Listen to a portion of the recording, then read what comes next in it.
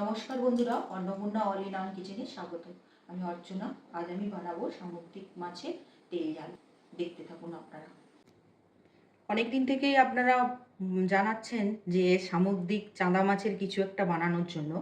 তার জন্য আজকে আমি বানাচ্ছি সামুদ্রিক চাঁদা মাছের তেল ঝাল। দেখতে থাকুন। ওই জন্য আমি 600 গ্রাম চাঁদা মাছ ধুয়ে একদম পরিষ্কার করে রেখেছি। এবার নুন হলুদ এটা মাখিয়ে নেব। নুন 2 চামচের মতো দিয়ে দিচ্ছি। নুন একটু বেশি হলেও কোনো ক্ষতি নেই, জল ঝরে চলে যাবে। আর হলুদ 1 চামচের মতো দিয়ে দিচ্ছি। এটা মাখিয়ে 10 মিনিট রেখে দেবো জলটা ঝরানোর জন্য। তেল ঝাল বানানোর জন্য 2 চামচ পোস্ত নিয়েছি। পোস্তটা অপশনাল, না দিতেও পারো, কিন্তু ভীষণ টেস্টি হয় পোস্ত দিলে। আর এই আদাটা দিয়ে দিচ্ছি।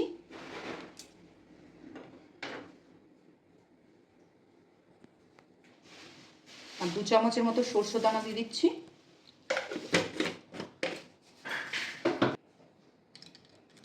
আর এই কাঁচা লঙ্কাগুলো দিয়ে দিচ্ছি। আমরা একটু বেশি ঝাল খাই, ওই জন্য এতগুলো দিচ্ছি। আপনাদের যেমন খাবেন তেমনিই দিবেন। একটা গোটা টমেটো দিয়ে দিলাম।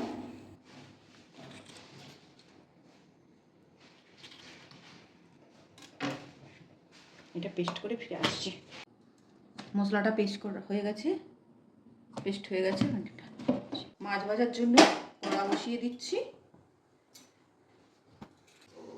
কড়া গরম হয়ে গেছে। এবার তেলটা দিয়ে দিচ্ছি 2 চামচের মতো।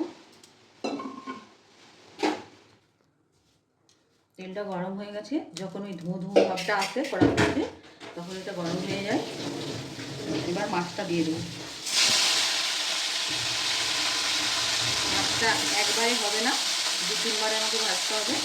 তার জন্য অল্প অল্প করেই দিচ্ছি।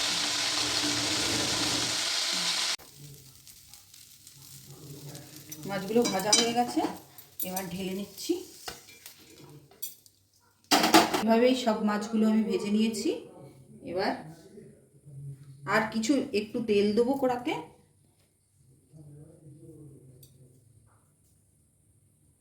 দু চামচের মতো তেল দিয়ে দিচ্ছি। তেলটা গরম হয়ে মশলাটা দিয়ে দিচ্ছি।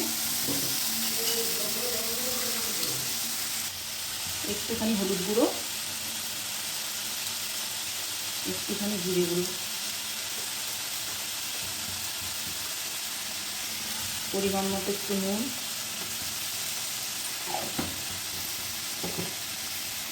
আমি কষিয়ে নেব এটা।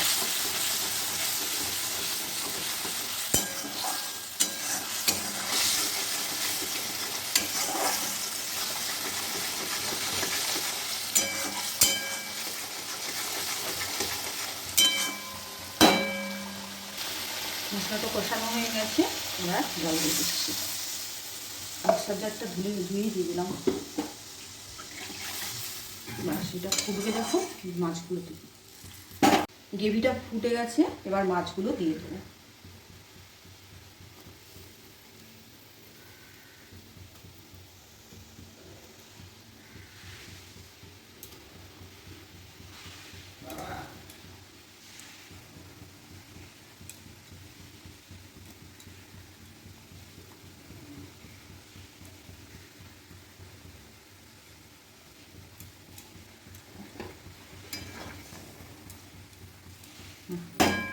আর একটু করতে থাক। তেল ঝাল আমার রেডি হয়ে গেছে, এটা নামিয়ে নেব।